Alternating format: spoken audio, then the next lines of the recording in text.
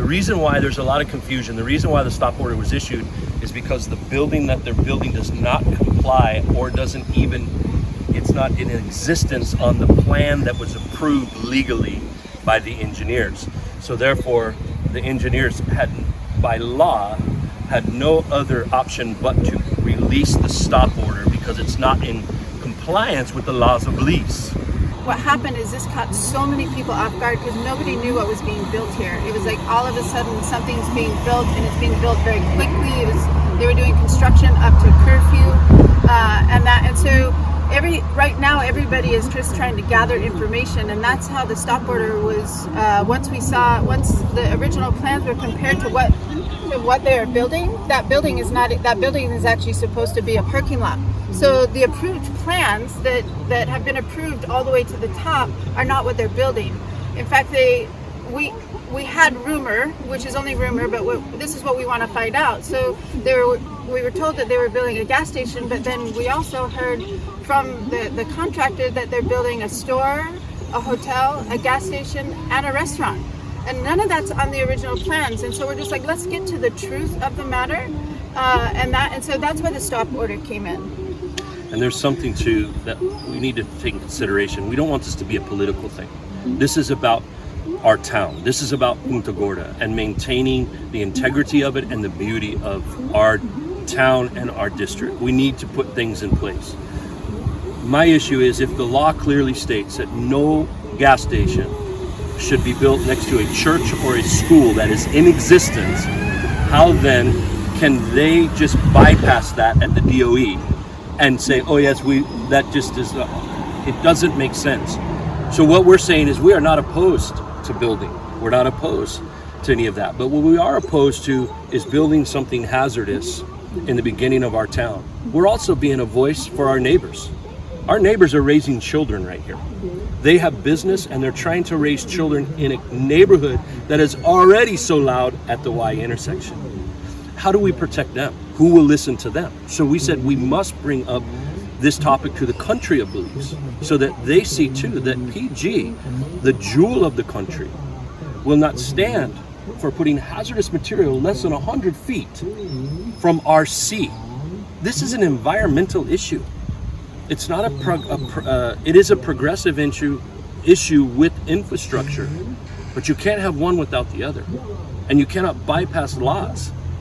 So for whatever reason, and however it is, this is fishy. It smells funny to me. But as stakeholders, none of us were approached by the owners of the property, by the town. We love our town, but none of us were approached to say, hey, this is what's going on. What do you think? DOE did not. The fire department did not. The police did not. And as you know, Blues, I am very active in our community, not only here, but in the country. I'm not hard to find. And so why wouldn't they come and say, hey, this is what we want to do, so that we could express that, as you've known for years past, since 2009, we have been blocking the streets off and doing youth events, kayak races, basketball events, Easter sunrise service mornings for our community feeding programs. And so this is concerning and alarming that someone from outside would just come in and say, oh yeah, you can build it here. So our heart is that we would come together as a community with our leaders. This has to be a together thing. This is a PG thing. This isn't a red or a blue or whatever color you want to choose. This is a PG matter. This is for the future of PG, for the future generations, so that our future Grand Picnic have a beautiful place to live. Yes, I was trained in 2008 when I was a member of the Punta Gorda Town Council and the council responsible for infrastructure. Well, first of all, I must say is that getting the permit is one thing, and building according to the building approved plans is the other thing. So it clearly states that if you were issued a permit for construction, that there are stages where the client and the municipal body, in this case the building unit, should assume so as to ensure that what's on the approved plans are placed on the property. You have seen the plans. Do you believe that this building is following the guidelines? I honestly believe no. for I am an experienced contractor for over 35 years. And for example, I saw that this building is building in parallel with the highway, which in the proposed plans, this building should have been away from the highway, allowing parking space in the front of the proximity. A commercial building should allow parking space from any highway, especially the highway, the public highways. This will enable the free flow of traffic. With the proximity of this building on the adjacent land, right across the drain, it clearly identifies unsafety. For you will not see, especially here on the Y, when you're driving down the Y, you need to be seeing other vehicles coming from the other side, and this is definitely blocking. It will be definitely blocking the vision of the other passenger vehicles coming on the other side. Setbacks is one of the most important things in the construction of any building, whether it be commercial, whether it be residential.